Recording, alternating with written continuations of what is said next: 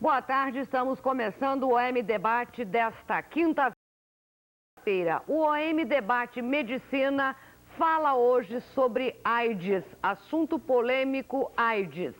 E nós estamos com os nossos convidados especiais para este OM Debate. Dr. Luiz Carlos Miguita, que participa conosco em todos os debates de medicina do OM Debate, e Dr. José Eduardo Siqueira, também nosso convidado e que participa de cadeira cativa conosco. Nossos convidados que estarão conosco, Dr. Joaquim Celso Andrade Guimarães, que é médico especialista em doenças transmissíveis, e doutora Leila Geolás, que é antropóloga. Também estará conosco o Dr. Davi Philipsen, que é hematologista. A partir de agora, o assunto é AIDS.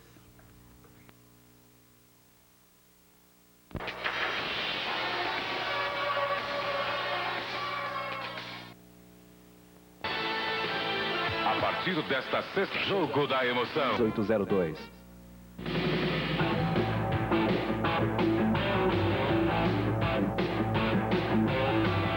Março, início de uma nova rede de televisão. E o repórter da Rede OM, Ney Inácio, e o cinegrafista Adilson da Silva têm muito para mostrar para a gente sobre AIDS. Os últimos dados de AIDS no Paraná apontam 514 casos, dos quais 59 só no mês de janeiro deste ano. E só os casos de janeiro até agora equivalem a 40% dos casos registrados em 1990. A Secretaria da Saúde afirma que pelo menos 80 mil pessoas em todo o estado têm o vírus, mas ainda não sabem. Dos 514 casos notificados no Paraná, 170 são homossexuais, 105 bissexuais, 52 heterossexuais, 89 usuários de drogas e apenas 11 são hemofílicos. E dos 514 casos notificados, apenas 137 continuam vivos. E a afirmação também de que 14 crianças em todo o estado já nasceram com o vírus da AIDS. O HU é o único hospital da região a atender e diagnosticar os casos de AIDS. De 87 até o ano passado, 223 pessoas com a doença passaram pelo laboratório do HU. Aqui foram realizados 45 mil testes e destes, 340 deram positivos. Em 4 anos, foram internados 160 pacientes já com a doença manifestada. E desses 160 pacientes, 94 já morreram. A informação também de que 3 crianças passaram aqui pelo HU com a AIDS. Uma delas já morreu. Quanto à forma de contágio, 33% contraíram a doença através de drogas endovenosas. 36% através do contato sexual. Aí inclui-se homossexuais, prostitutas e bissexuais. E apenas 4% são hemofílicos. A notificação do HU é de que há um caso novo a cada semana. Vamos saber agora como o londrinense está se portando em relação à doença. Você sabe como se contrai a doença? Através da relação sexual e através do sangue, né? Você sabe tudo sobre a AIDS? Eu sei pouca coisa, né? O que você não sabe, por exemplo? Como é o sintoma dela. Isso aí eu devia ser bem explicado para a televisão, né? Porque é uma doença muito perigosa, né? Tá matando. Só tem que usar camisinha, prevenir bem por causa da AIDS, né? Que é uma doença muito perigosa. Você sabe como pega a doença, por exemplo? Através de relação sexual, né? Só? Só. Acho que é assim, porque num aperto de mão, através de um beijo na boca, esse negócio aí, acho que não pega AIDS. Você acha que o povo não está bem informado como pegar a doença, como evitar a doença, como tratar a doença? Uma que o povo não está informado e outra que o brasileiro não presta atenção tanto nas coisas, né? Facilita. Aí onde é que acaba caindo do cavalo, né? Você acha que o brasileiro é meio relaxadão, então? Não é que é meio, é que é relaxado mesmo. Você não se incomoda com o negócio, você só toma providência depois que aconteceu. Aí não tem mais recurso, né? Ninguém nunca passou essa informação para vocês, crianças? Não, ninguém. E você gostaria de saber alguma coisa? Gostaria. E você? Também gostaria. Por quê? Porque pra mim se prevenir quando eu crescer, né? Você acha que falta informação para as crianças? Ué. Na televisão não passa alguma coisa? Você não vê na televisão? Só às vezes. O que você vê na televisão? As coisas lá que fala lá de AIDS. Sei. Tem muitas pessoas que morrem de AIDS. Você não sabe isso, então? Você se previne sempre ou não se previne? Às vezes previne, porque é poucas vezes, né? Qual é a melhor maneira de se prevenir contra a AIDS? igual na relação sexual, usando a camisinha, né? E acho que é só, né? A gente não é muito informado, assim, também. O senhor, por exemplo, o senhor toma alguma providência? Bom, eu tomo providência que eu participo só em casa mesmo, né? Aí você já viu, né? Quem tem um tem que conservar, né? Tá aí, nós queremos agradecer ao repórter Ney Inácio e ao cinegrafista Adilson da Silva que trouxeram esse trabalho para o nosso debate de AIDS hoje no programa. Dr. Joaquim Celso Andrade Guimarães, que é médico especialista em doenças transmissíveis, vai, a partir de agora, começar a responder as perguntas que o telespectador vai questionar. Boa tarde, doutor Joaquim. Boa tarde. Nós vamos colocar, porque o Ney e o Adilson estiveram no calçadão e algumas dúvidas foram colocadas pelo telespectador. Vamos às perguntas. Eu queria saber como é que é o sintoma da doença, né? Se tem algum jeito da pessoa prevenir, dar um remédio para dar uma acalmada.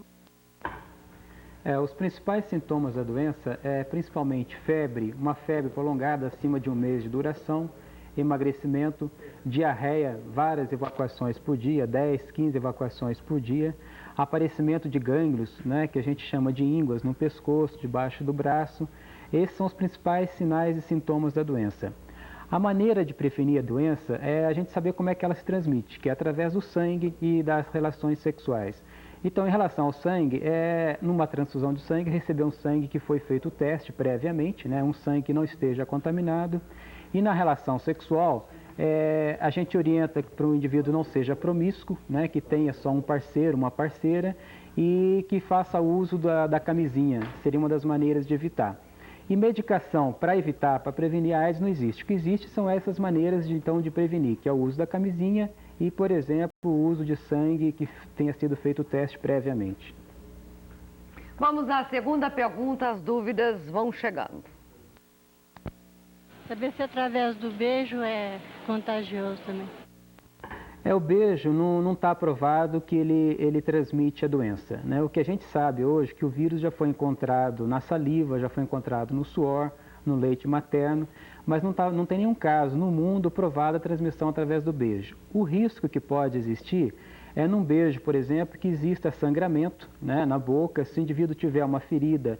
Então, um beijo prolongado, com troca de secreção, com troca de saliva, que esteja contaminada com sangue, poderia existir um risco, mas por causa do sangue que está contaminando essas secreções e essa saliva. O beijo em si não transmite a doença. A próxima pergunta. Eu gostaria de perguntar a esse médico qual seria o tipo de camisinha ideal para o brasileiro usar para não ter esse caos, não acontecer esse problema. O problema da camisinha, parece que ele surgiu basicamente há alguns dias atrás com aquela reportagem das camisinhas brasileiras que foram testadas, se não me engano, na Holanda, e parece que não foram aprovadas. Parece que não é bem assim. Existem várias marcas, né? A gente não vai aqui fazer propaganda das marcas, mas existem várias marcas de camisinha. O que a gente acha importante é que se use a camisinha. O indivíduo que vai ter uma relação com uma pessoa que ele não conhece, o indivíduo que tem relação com vários parceiros, deve usar a camisinha, seja ela qual for. Isso é importante. A gente sabe que a camisinha evita doenças sexualmente transmissíveis, como sífilis, gonorreia, como a AIDS. Então a gente acha que deve usar. Qualquer marca deve-se usar a camisinha. Eu gostaria de saber se um mosquito, quando pica uma pessoa e sai sangue, né? Aí ela vai e pica outra. Eu gostaria de saber se ele transmite AIDS. A picada do inseto, a picada do mosquito não transmite a doença. Pelo seguinte, o mosquito, quando pica um indivíduo, ele não injeta sangue no indivíduo, né?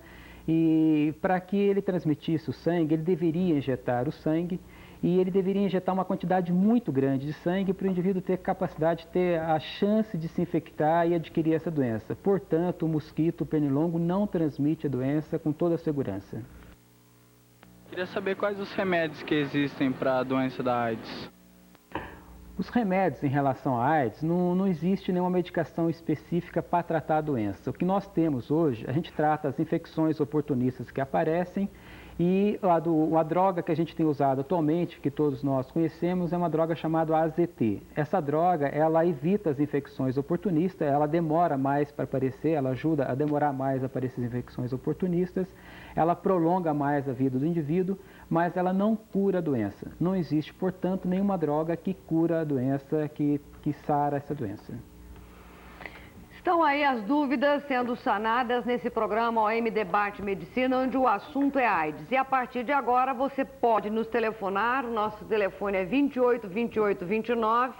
Fale com a Luzia e os médicos convidados, Dr. Davi Philipsen, que é hematologista, doutora Leila Geolas, que é antropóloga, e Dr. Joaquim Celso Andrade Guimarães, que é médico em doenças transmissíveis, estarão aqui respondendo todas as suas dúvidas.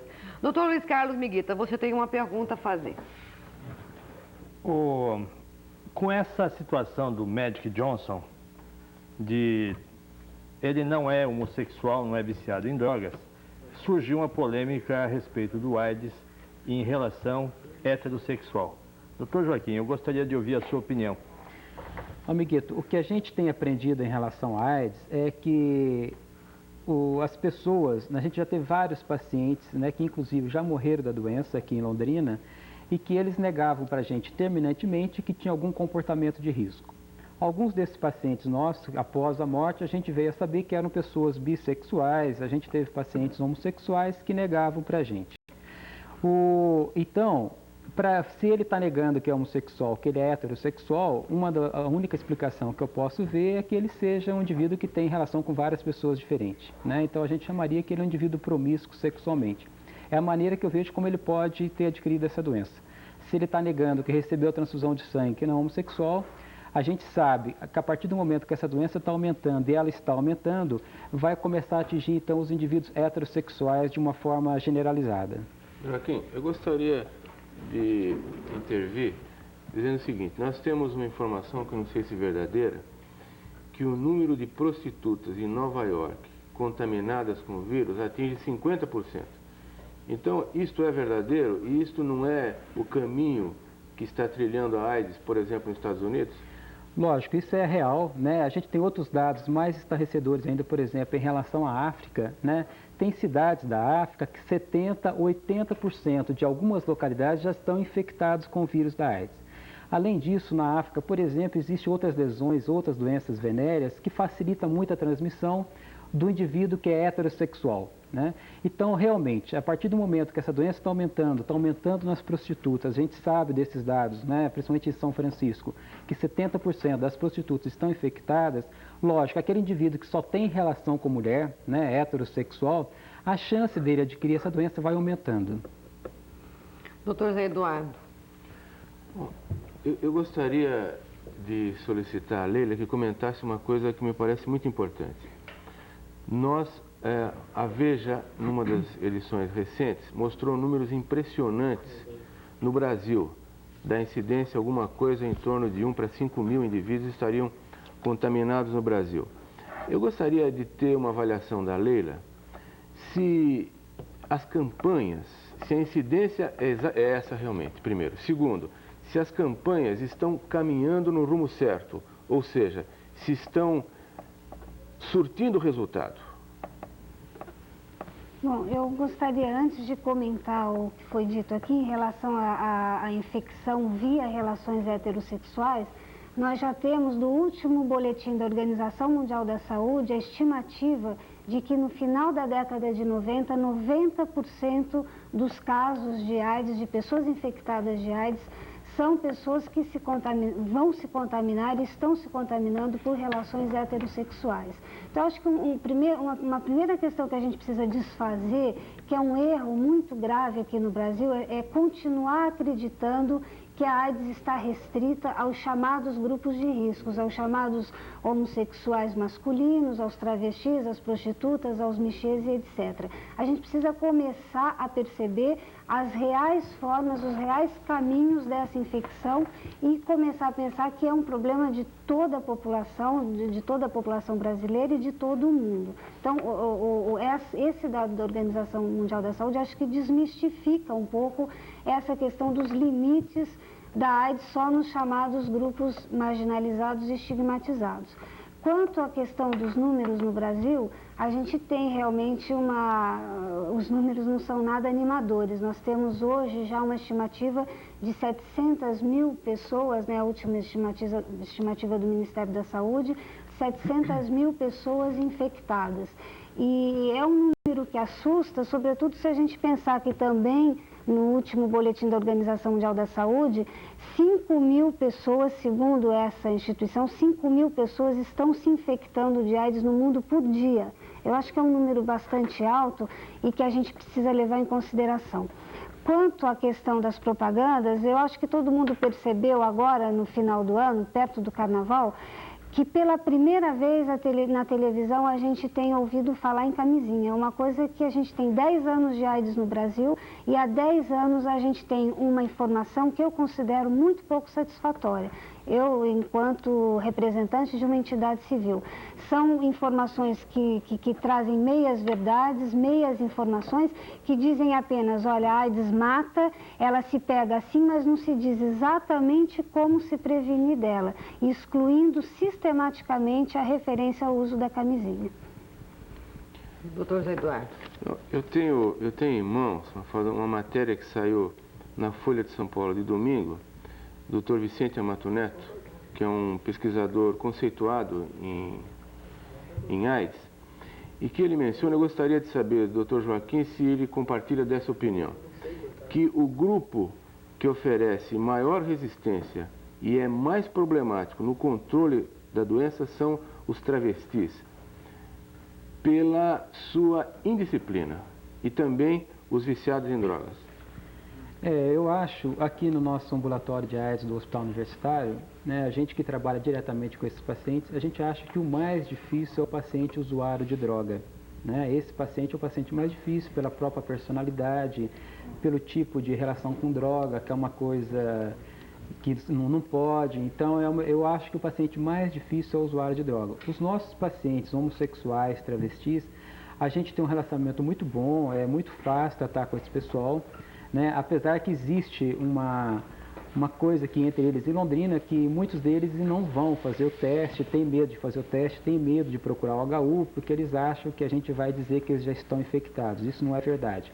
Mas dos pacientes que a gente acompanha, que são os homossexuais travestis, é muito fácil, é muito tranquilo a gente trabalhar com eles. Os usuários de drogas são mais difíceis. Depois do intervalo, nós continuamos o OM Debate Medicina com o assunto específico AIDS.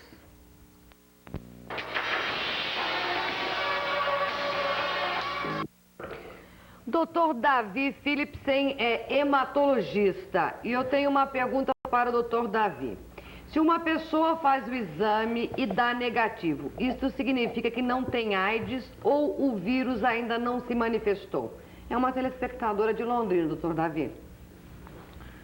Bom, presume-se que toda pessoa que vá num banco de sangue, ela esteja sadia e vá com a intenção de doar sangue para alguém que esteja precisando. A pergunta específica desse paciente, dessa pessoa, quero dizer o seguinte, que o fato de o exame anti-HIV ser negativo, ele não quer dizer que a pessoa não esteja contaminada. Existe um processo que se chama de janela imunológica, onde a pessoa já se infectou com o vírus e isso pode demorar alguns meses para que ele produza esse anticorpo que vai dar o teste positivo. Doutor Luiz Carlos Miguita, você tem perguntas também de telespectadores. O doutor Davi é médico hematologista responsável pelo Instituto de Hematologia de Londrina. Para quem não sabe, esse instituto ele fornece sangue para toda a região norte do Paraná, a região sudoeste do estado de São Paulo e grande parte do Mato Grosso do Sul e Mato Grosso do Norte. Doutor Davi, e a qualidade desse sangue? Os tipos de testes que são realizados, a estatística de AIDS no serviço a qual o senhor pertence. O senhor poderia informar ao telespectador? Bom, a qualidade do sangue no Instituto de Hematologia é uma qualidade muito boa.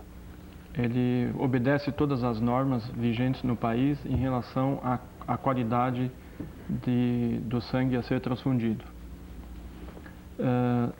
Os exames que são feitos antes dos exames, doutor Miguita, uma coisa muito importante, para a gente triar esses pacientes que possivelmente poderiam ser portadores do vírus, a coisa mais importante, eu diria até, é uma triagem médica que é feita antes desse doador doar o seu sangue.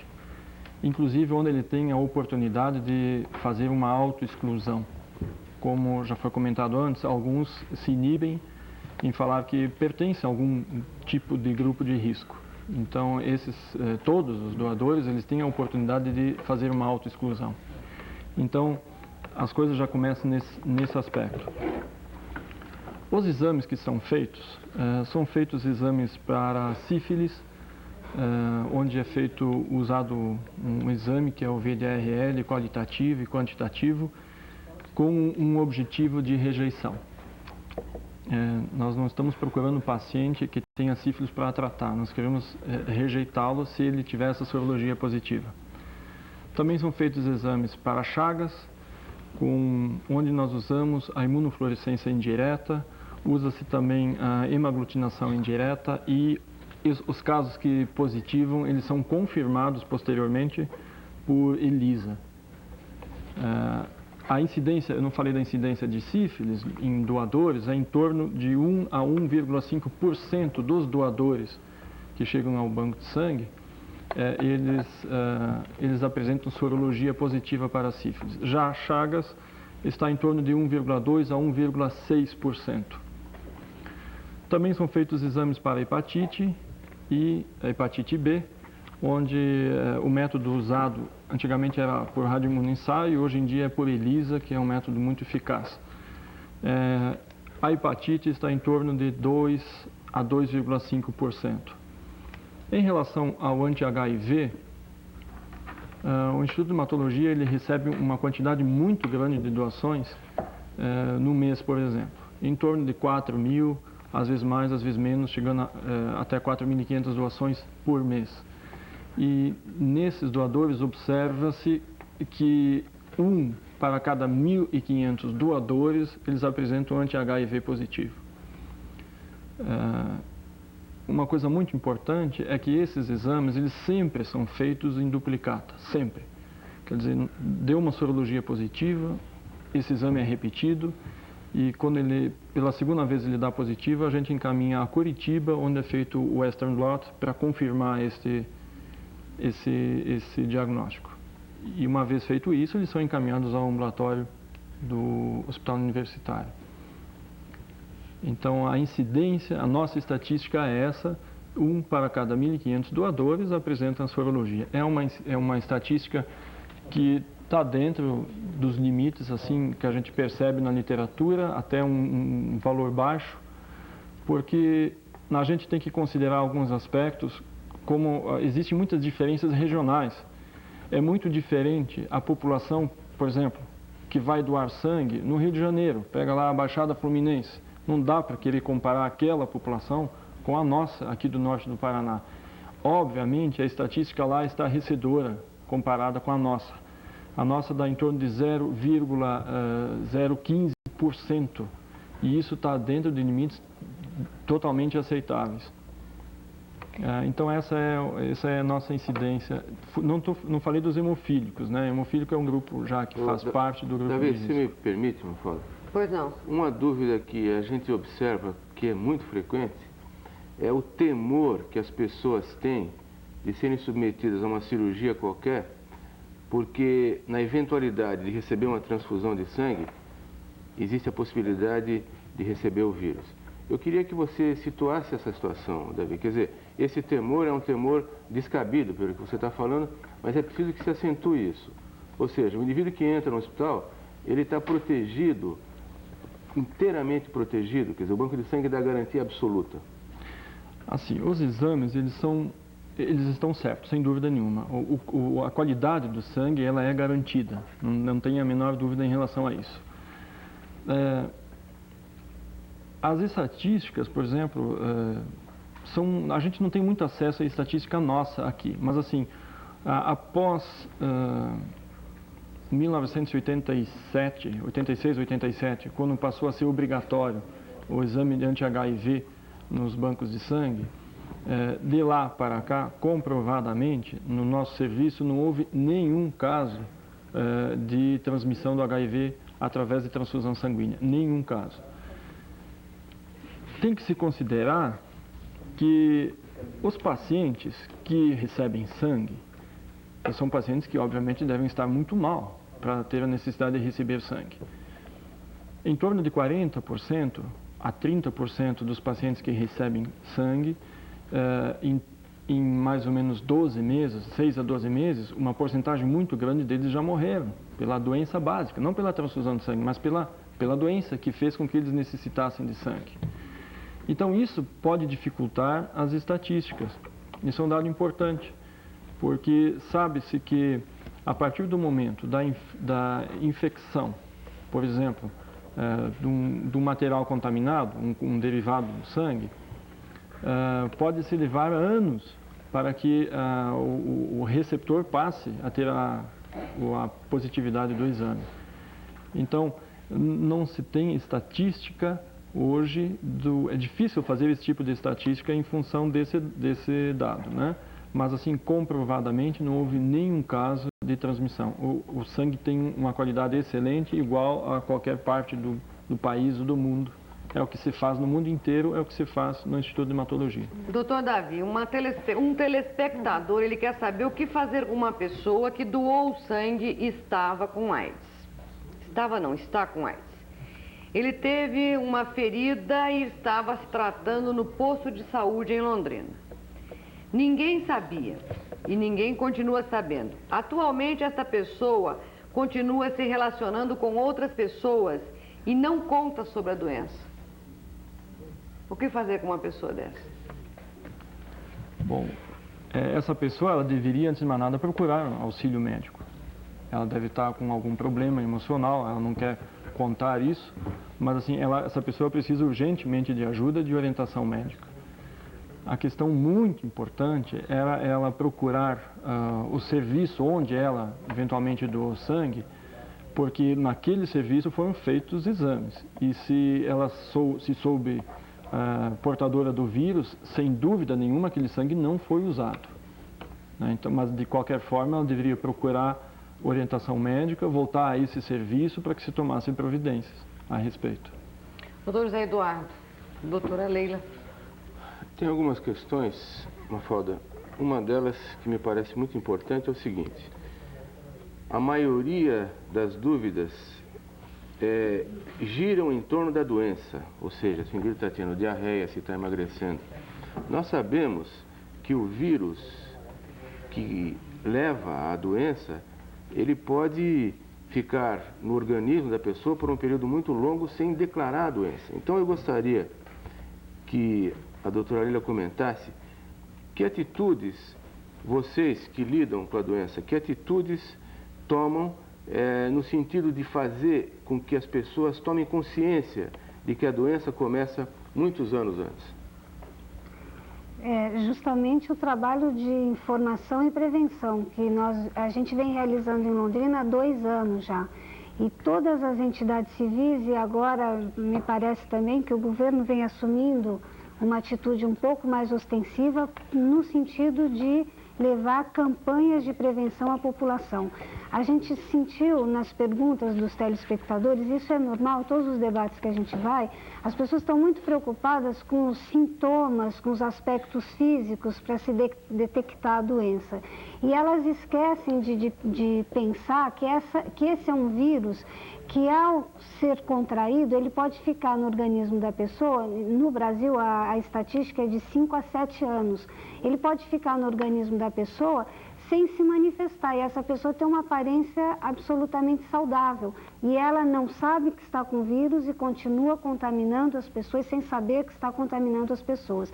Então, para a AIDS, a única coisa que há para ser feita hoje no mundo, essa é uma atitude mundial, é a prevenção, e a prevenção de maneira generalizada. Todo mundo tem que